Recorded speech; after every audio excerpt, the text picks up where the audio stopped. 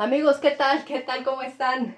Bienvenidos a Sujeto Trascendente. Me da muchísimo gusto que estén pendientes de este canal, que cada vez vayamos comprendiendo un poquito mejor esto de la acción comunicativa con responsabilidad, esto de la acción comunicativa sustentable. Es para mí mostrarles la bellísima imagen que quiero compartir el día de hoy con ustedes, precisamente para darnos cuenta que las perspectivas están incluidas en los 365 grados de este universo, desde los tiempos antiguos y hasta el día de hoy.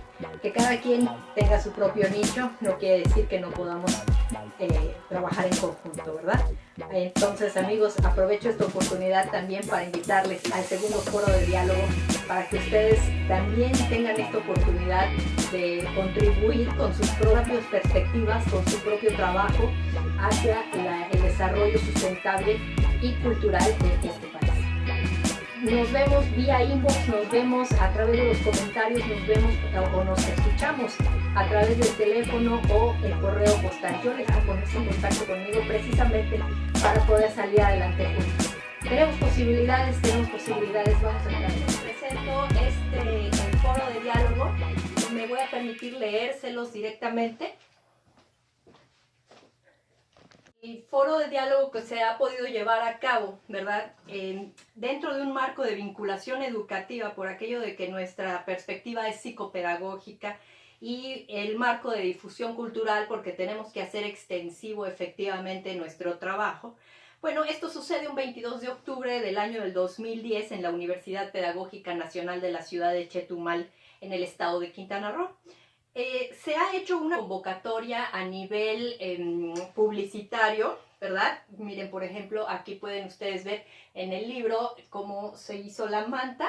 Se colocó, por supuesto, en un área donde fuera visible a las personas, pero sobre todo a residentes, entre ellos trabajadores, empresarios, académicos, instancias de gobierno y la sociedad en general.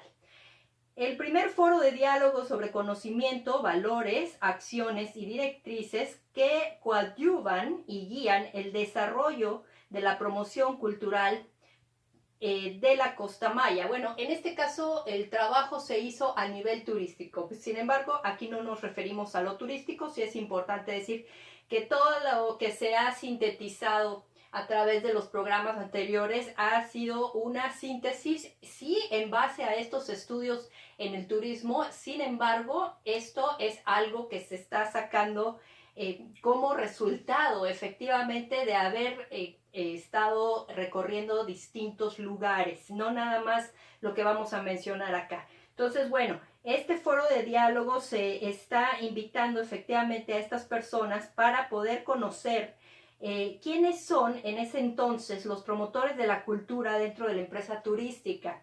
También cómo se realiza la labor de promotor cultural, en este caso, cuáles son las problemáticas que se van resolviendo constantemente en la vida cotidiana y del trabajo, por supuesto, y el desarrollo de la promoción turística, qué iniciativas presenta, ¿verdad? Es importante decir que los temas alrededor de los cuales se invita a bastantes participantes giran en torno a problemáticas muy puntuales, y estas problemáticas son la migración, la multiculturalidad, los contextos sociales, la cultura, por supuesto, el medio ambiente y por supuesto las nociones de ética, las nociones de comunidad. Y tuvimos un cierre importante aquí con un arqueoastrónomo que la verdad en aquel entonces nos dejó un poquito más claro lo que sucedería con esto de nuestras alineaciones astronómicas, por aquello de que en aquel tiempo nuestra subconsciente colectivo nos decía que llegaría precisamente una edad catastrófica para el universo. El universo de los humanos nos hemos dado cuenta a través del tiempo, pero bueno, este universo que está aquí en medio de una sinapsis neurológica, lo que vamos a descubrir aquí, que fue lo que sucedió. Estas personas que se animaron a la acción comunicativa con nosotros tuvieron esta gracia, ¿verdad?, de explicarnos desde su propia perspectiva el trabajo que han llevado a cabo y sobre todo los resultados que que han podido observar, al final nos damos cuenta, ¿verdad?, que todo se relaciona de una forma o de otra. Los valores que nosotros vamos a encontrar, es que nos van a llevar hacia el entendimiento, nos van a llevar a través del raciocinio y el intelecto, por supuesto, y nuestras habilidades hacia la acción comunicativa ética. Recordemos esa palabra acuñada hace muchísimo tiempo, por supuesto, pero en términos de ética conforme a Immanuel Kant, pero de él consideramos que estamos en búsqueda de las causas, ¿verdad?, de los antecedentes, discúlpenme, en búsqueda de la detección de las necesidades de aprendizaje. Hoy por hoy se denomina DNA. Los psicopedagogos estamos buscando precisamente qué otras estrategias nos hacen falta. Bueno, pues en aquel entonces leíamos a Rosa María Torres, ¿verdad?, que ya hacía una delimitación cultural, y ella consideraba en aquel entonces que la cultura podía verse de manera real o también podía verse de manera ideal. Dentro de la idealización cultural había subcultura. Y esta subcultura son varias, en este caso ahí podríamos equipararlo con lo que nosotros hemos mencionado como los contextos. Entonces los contextos sociales, socioculturales, son a los que ella se refiere como contextos de cambio, muchas de las veces, otras veces contextos de resistencia, y otras veces contextos completamente aculturados. Aculturado quiere decir sin cultura, que han perdido, digamos, los orígenes o la noción de los orígenes y de sus propias tradiciones. A eso se refería Rosa María Torres en aquel entonces, y por lo tanto ella define que hay causas aquí de predisposición y diferenciación entre los seres. Bueno, este es el primer estudio que estamos revisando, que además, recuerden, este es un foro de diálogo en el que vamos a revisar precisamente esto, porque nos lo están platicando, nos lo están compartiendo. También el doctor Yuri Balam, en aquel entonces, él había hecho un estudio antropológico en la ciudad de Tulum, Quintana Roo. En aquel entonces él hablaba de las comunidades y de las personas que tienen esta posibilidad de enriquecer el sentido comunal. ¿Por qué? O los comuneros, ¿verdad?, en este sitio y alrededor del país además, han creado los ejidos. Y en esta participación comunitaria ellos tienen una reciprocidad, además también con las instituciones gubernamentales. A partir de ello, él resuelve que todos los problemas que se han observado dentro de esta dinámica turística y además esta dinámica rural con las poblaciones residentes y además anteriores al turismo, él decía que las diferencias aquí entre ellos en realidad y sus problemáticas se deben a dos cosas principales, y de aquí salen nuestras diferencias también. Tenemos diferencias lingüísticas. Recordemos la parábola. Decíamos que lo que le faltaba en este caso al general en el programa pasado era eso de aplicación de un lenguaje universal un poquito más apegado hacia los demás contextos, hacia los demás ambientes culturales de los cuales provienen otras personas. Y también otra de las diferencias es la inequidad distributiva. En este caso, la inequidad en la economía, por supuesto, de los contextos, tanto lo rural como lo urbano en términos turísticos. Bueno, esto creaba, de acuerdo a nuestro ponente, ¿verdad?, falsos dilemas entre lo universal y lo particular. Recomendaba, por supuesto, mantener un bajo impacto ambiental. Entonces, bueno, estos son los resultados del doctor Yuri Balam, y más adelante nuestra ponente, la maestra Adela Vázquez, llega también a presentarnos esta investigación que ella ya ha llevado a cabo con Centroamérica. Es decir, ella, a través de las relaciones internacionales, está considerando que tenemos estas relaciones intergubernamentales a lo largo y ancho de todo el país en aquel entonces, en los años 90, y también se tienen algunos programas, ¿verdad?, y estas relaciones multilaterales con Centroamérica. La relación con Centroamérica la llaman los primeros esfuerzos, ¿verdad? Los primeros esfuerzos de sustentabilidad, precisamente para darle la fuerza al medio ambiente de salir adelante. Y estas relaciones con Centroamérica se dan en aquel entonces con Belice, Costa Rica, Guatemala, Honduras, Nicaragua, El Salvador y Panamá. Entonces, bueno, para ella, el corredor biológico mesoamericano habla de la biodiversidad indígena y comunitaria. Y aquí ya la maestra Adela Vázquez nos está presentando problemáticas de estructuración política y armonización legislativa. Entonces, bueno, ahí estamos encontrando pares, ¿verdad?, que pueden ser el inicio de la solución a las problemáticas que se tienen a nivel institucional debido precisamente a la investigación científica social. Esto es lo que ella nos hace ver a través de esta investigación que se da precisamente para el reconocimiento de la biodiversidad, para el reconocimiento de los residentes que en aquel entonces todavía llamamos indígenas, y las comunidades, ¿verdad? Las reservas de las biosferas, por supuesto, que son reservas actualmente en peligro de extinción. Bueno, posteriormente sigue la licenciada Victoria Romero, que nos habla de otra institución muy importante que se ha llevado a cabo, que se ha organizado precisamente en tanto hace un estudio de los ecosistemas nacionales en aquel lugar. El Consejo Nacional de Áreas Nacionales y Protegidas, ¿verdad?, está a través de la licenciada Romero buscando esta biodiversidad también un poco más puntual, porque ella nos habla de estos ecosistemas sureños donde hay manglares, donde hay dunas costeras, donde hay arrecifes, y dentro de los arrecifes nos habla de los peces, las aves, de los crustáceos. También nos habla de la fauna silvestre, también nos habla de la herpetofauna, en este caso los reptiles, ¿verdad? Los cocodrilos, las lagartijas, las culebras. Vaya, la biodiversidad es infinita y maravillosa en todo el planeta, pero esta es la fauna endémica de la cual ella habla, incluyendo también la mastofauna, que para nosotros en términos universales son los mamíferos.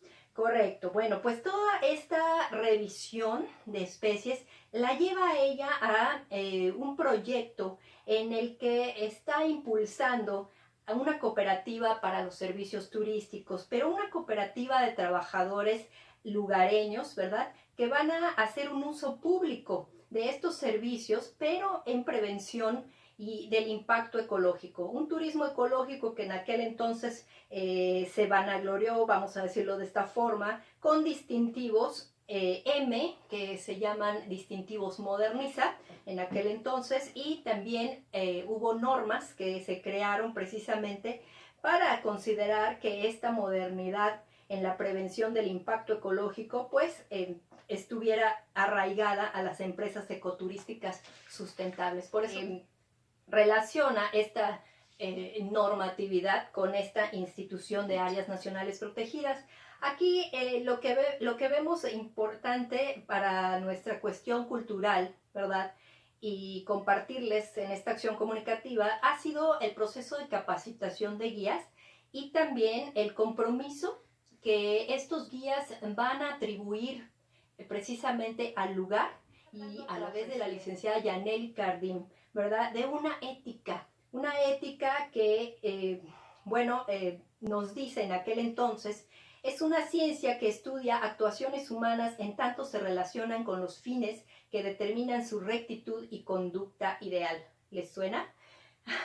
Bueno, el detalle es que aquí lo que observamos a nivel cultural es que ella está trabajando con la pertenencia a las comunidades, y también ella está acuñando este término de lo que es nuestro en la cultura. Nuestro conocimiento, dice ella, nuestros valores y nuestras actitudes. Bueno, pues para nosotros lo importante, por supuesto, es observar si estos estas personas que se están capacitando para este tipo de turismo ético tienen el compromiso de conocer las localidades, fortalecerla y verdaderamente obtener beneficios éticos. Esto dentro de un esquema, dentro de un marco de competitividad y productividad.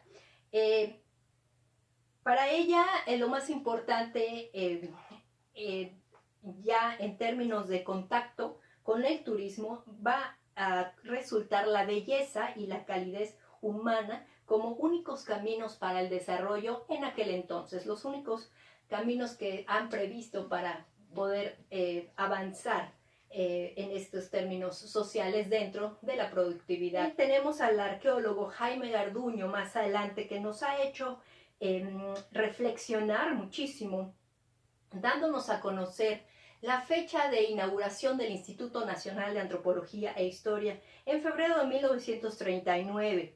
Para él y para el Instituto Nacional de Antropología e Historia, nos comenta, la conservación de la memoria nacional es un soporte de identidad. La Ley Federal de Monumentos y Zonas Arqueológicos, creada en 1972, tiene como prioridad en el soporte de la identidad, soportar la identidad nacional, ojo con esto, regional y también comunal. Pero finalmente aquí hay un desfase. No nos estamos comprendiendo instituciones y ciudadanía. A ellos les preocupa, nos dice el arqueólogo Garduño, que para 1999 llega esta ley de privatización del patrimonio. Entonces, para este tiempo los resultados fueron tremendos, dado que las comunidades, sintiéndose ofendidas por grupos minoritarios, consideraban que la gente llegaba a profanar aquellos símbolos que los motivaban a hacer, pensar y ser, ¿verdad?, en la vida cotidiana y en el trabajo. Por lo tanto, esta profanación y este lucro de esta simbología ancestral, de esta simbología cultural para ellos, significaba o significa, ¿verdad?, porque puede considerarse en el presente, que no estamos muy lejanos de aquel tiempo en el que este estudio fue realizado, bueno, pues ellos consideraron que en realidad estaba existiendo una explotación patrimonial.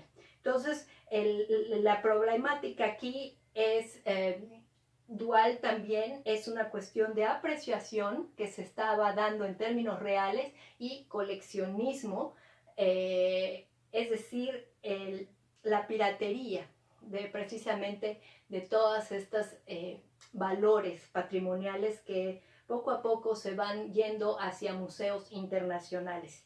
Entonces, bueno, pues esto es lo que en consecuencia nos dice el arqueólogo Garduño, merece mayor educación para tener una mayor conciencia de lo que estamos manejando y de la importancia que tiene nuestro patrimonio para poder respetarlo. Tenemos también la participación del Instituto de Capacitación para el Trabajo y con la Secretaría de Cultura del Estado. Aquí vienen Raúl Casares, Yusif Medina y Soreli Rodríguez a platicar con nosotros sobre las tradiciones locales.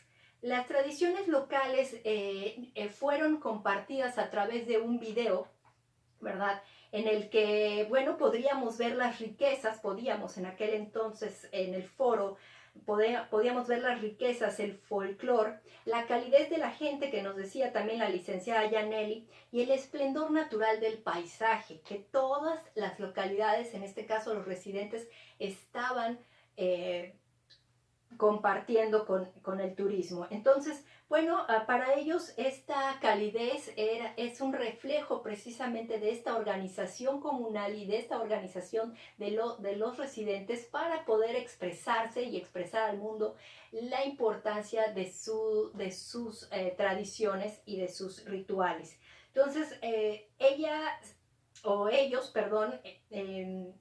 hacen notar que las actitudes de tesón y arraigo y de sana convivencia son precisamente lo que los lleva a ellos a promocionar este tipo de organizaciones sociales, que eso es verdaderamente lo que le daba identidad al lugar o a los lugares que ellos promocionaban. Entonces, bueno, pues es un poco el haber trabajado mucho con las personas, el haber organizado en términos artísticos, en términos artísticos básicamente, ¿verdad? Todo esto para el goce, el disfrute y la experimentación con aquellos que visitan el lugar y también, por supuesto, con los residentes. Más adelante pasa al foro un guía de turistas, en paz descanse, mi compañero Manuel Acosta. Mi compañero Manuel Acosta, siendo en aquel entonces parte del sindicato de guías de turistas del estado de Quintana Roo, él hablaba de la belleza que tiene la historia de México precisamente y sobre todo compartir estos valores de la historia. En cuanto a ello, nos mencionaba que es importante para nosotros como trabajadores el que siempre estemos en constante capacitación y para poder tener esta perspectiva efectivamente de la cultura, de la economía, de la política, de la ecología, con lo cual tendríamos armas o herramientas para poder visualizar o hacer visualizar a los turistas de todo esto que estamos ofreciendo. Bueno, pues estos compañeros también colaborando con nosotros son reconocidos por mi compañero Manuel Acosta porque él habla que entre los compañeros tenemos al Instituto Nacional de Antropología e Historia, tenemos a la Secretaría de Turismo y también tenemos a todos los que aparecen cuando suceden cosas imponderables, es decir, cuando las problemáticas surgen y hay compañerismo entre los trabajadores, entre los residentes y todos de alguna manera están ahí para ayudar a resolver lo que se presente en el momento que se presente. Entonces, él hablaba de esta historia, pero también hablaba de este compañerismo y también hablaba de quienes nos visitan. En tanto, con ellos es importante, decía, ser grandes representantes o embajadores de nuestra cultura, porque ello conlleva demasiada responsabilidad y además aportamos valor y conocimiento, decía mi compañero Manuel, en tanto estamos promocionando el patrimonio cultural. Por último, en este foro pasó el arqueoastrónomo Jesús Galindo. El arqueoastrónomo Jesús Galindo también tiene su investigación en pleno, su investigación, y él habla de los rasgos de la civilización de los tiempos antiguos. Dado que es arqueoastrónomo, él tiene que entender el pasado a través de la evolución humana, siendo que esta evolución se ha dado con organizaciones sociales de cazadores, recolectores, nómadas, sedentarios, y todos ellos a través del tiempo tienen el común denominador de hacer observación celeste, es decir, observación a ojo desnudo en el cielo nocturno, y bueno, diurno y nocturno. Entonces, es importante para el arqueoastrónomo esta visión o esta observación espacial y temporal que lleva a estas sedentarios de aquel tiempo, ¿verdad? Nuestras culturas ancestrales, a una organización de los ciclos naturales del universo que además nos lleva a la elaboración de códices. Y a través de los códices y del estudio de estos códices, por ejemplo, el códice Borgia, el códice Cospi y el códice Vaticano, es que él encuentra que el común denominador es hablar de dioses, animales y símbolos. Entonces, bueno, para nosotros, observando, escuchando al arqueoastrónomo, para nosotros es importante observar que el comportamiento está relacionado definitivamente, el comportamiento celeste está relacionado definitivamente con el ámbito ideológico y con las acciones que aquellas poblaciones hacían relacionadas con los fenómenos celestes. Por lo tanto, nuestras antiguas civilizaciones llevaron a cabo inducciones que eran ayudados además con estas herramientas de ingeniería, de arquitectura, el posicionamiento urbano de las pirámides, de los centros comerciales urbanos. Entonces, esto para nuestra función educativa es muy importante porque esto se ha venido haciendo a través del tiempo, esta inducción, ¿verdad?, en base a los principios universales. Entonces, en este país, Ustedes saben, si han tomado algún recorrido, si han tenido estas lecturas culturales, ¿verdad? Pues ustedes pueden reconocer que uno de nuestros dioses principales ha sido el planeta Venus, dado que es la estrella con mayor luz en determinadas épocas del año. Por eso en México surge precisamente el símbolo de un ojo que está en observación. En la cultura maya, por ejemplo, este ojo fue llamado Xux'ec o estrella avispa. También Nog-Ich o el gran ojo. Entonces eso es interesantísimo porque ese ojo aparece no solamente en las culturas mesoamericanas, sino también aparece en otras culturas del mundo. Entonces, bueno, pues esto implica que aquí hay una relación cultural no solamente de ciertos grupos, sino que hay una relación cultural a nivel mundial. Aquí nos vamos un poco más allá a la universalización de este conocimiento, porque independientemente de la cultura que estamos observando, hay una señalización de quiénes son los iniciados o en este caso los próximos gobernantes y también quienes fijan y transmiten el conocimiento, así como algunas problemáticas sobre las catástrofes naturales que se tradujo y se interpretó posteriormente ya en tiempos modernos como el fin del mundo. Acuérdense que teníamos esta problemática en el 2012 que creíamos, o muchas personas creían, ¿verdad?, que se iba a acabar el mundo. Entonces ahí nos hace ver el arqueastrónomo Jesús Galindo precisamente que en aquellos tiempos todo lo que era sagrado era considerado en relación a los movimientos celestes y a la fijación precisamente de todas estas concepciones ideológicas, y por lo tanto la polémica de esto sería en adelante la técnica para poder llevar a cabo estas inducciones a las poblaciones y que las poblaciones pudieran tener esta disciplina para poder llevar a cabo el desarrollo y el progreso. Entonces, esta es la concepción cultural, ¿verdad?, que pudimos lograr en aquel primer foro de sustentabilidad. En este foro, pues ya hemos considerado finalmente que todas estas problemáticas están incluidas en este diagrama. Para nosotros, en cuanto a las problemáticas que encontramos, que tenemos que resolver ya actualmente, son problemáticas que hay en cuanto a la aculturación, si realmente estamos perdiendo cultura cuando tenemos este contacto con personas de otras partes del mundo.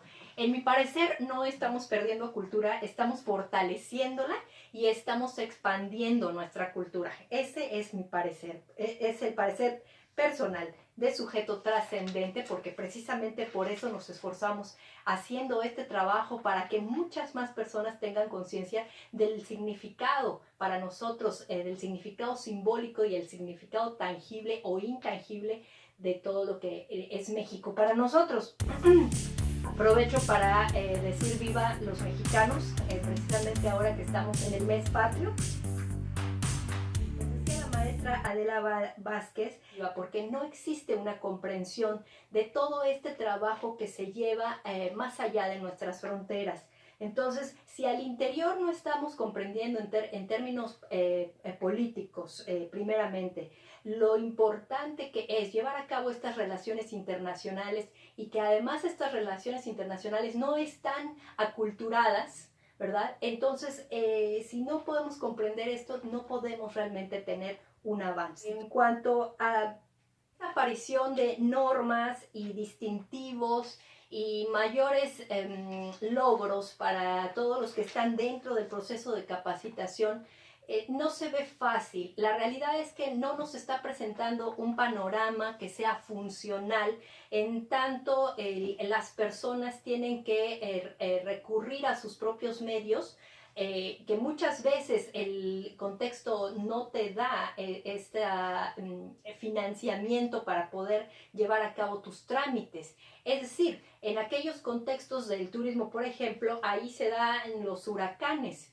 ahí se dan problemáticas no solamente las cotidianas, de la política o la economía, sino también estas catástrofes naturales. Entonces, cuando estas cosas suceden, la intención puede ser muy buena en términos de querer desarrollarte, querer capacitarte, pero los medios económicos no alcanzan precisamente para poder subsistir con la familia, para subsistir en el trabajo y para seguirte capacitando. Aquí hay problemáticas culturales en este sentido porque tendríamos que ajustar esta situación precisamente para el avance y no para el retroceso, como puede estar pasando en muchos rincones de la República Mexicana.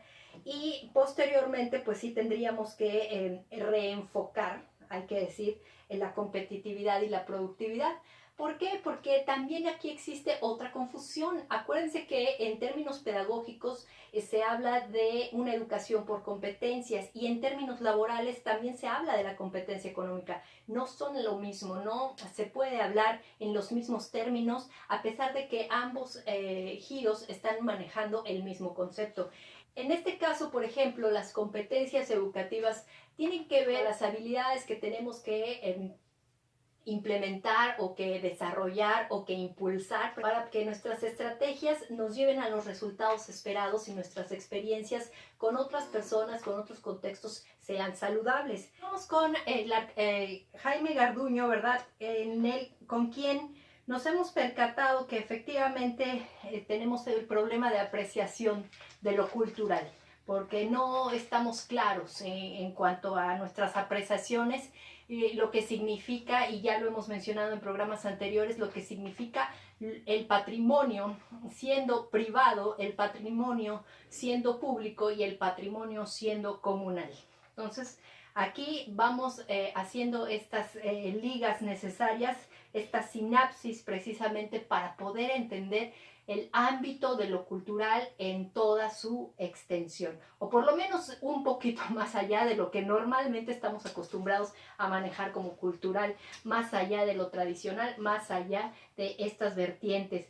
Recuerden ustedes que también estábamos hablando de nuestros representantes de la Secretaría de Cultura y del Instituto de Capacitación para el Trabajo, que ya nos mostraban este folclore, en donde realmente estamos viendo que la convivencia es posible. Sí es posible, pero hay que trabajar la pertenencia a la comunidad. Entonces nos está faltando esta parte de pertenecer a una comunidad como parte de nuestro patrimonio.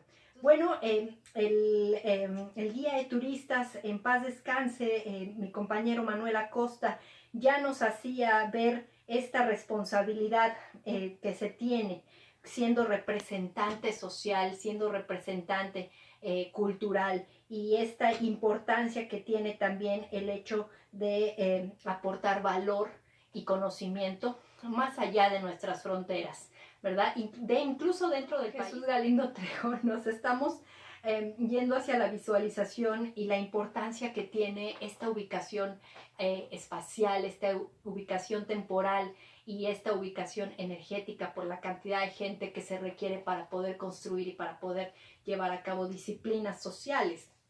Entonces, bueno, son tiempos que se consideraron en épocas modernas, tiempos que no han sido olvidados, pero que finalmente son tiempos sagrados. Como resumen de absolutamente todo, estamos encontrando precisamente las variables que ustedes han observado en el diagrama cultural o el de la sustentabilidad cultural presentado.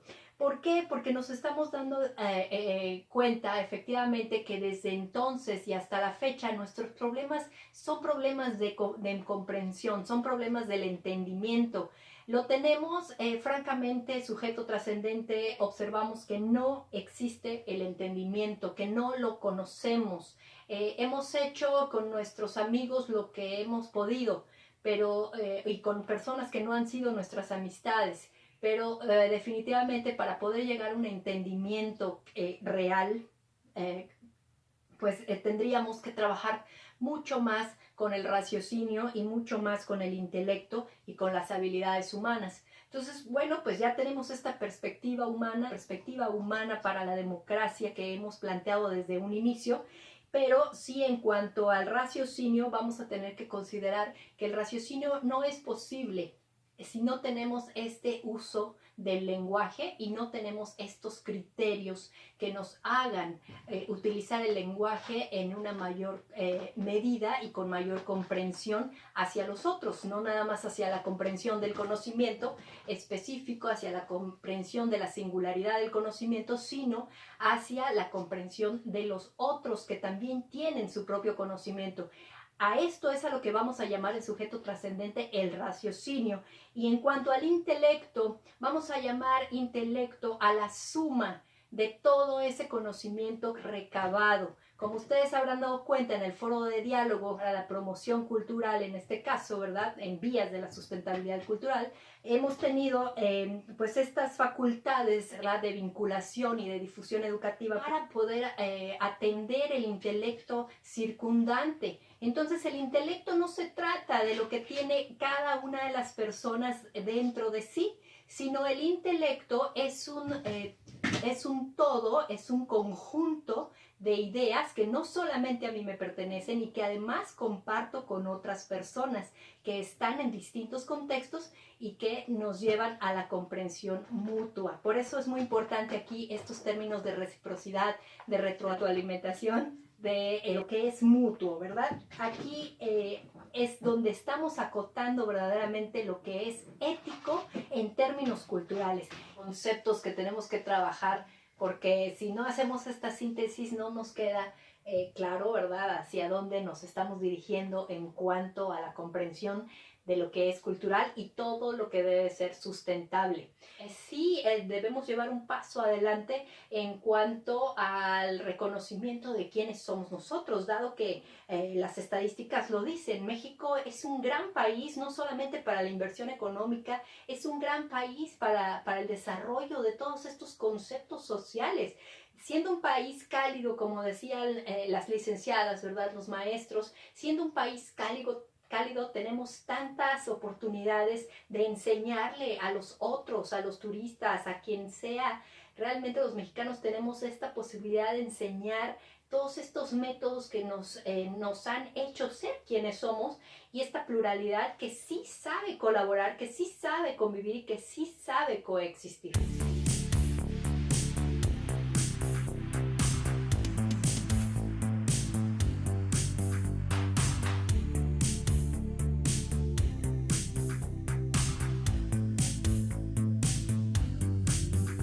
Espero que les haya gustado.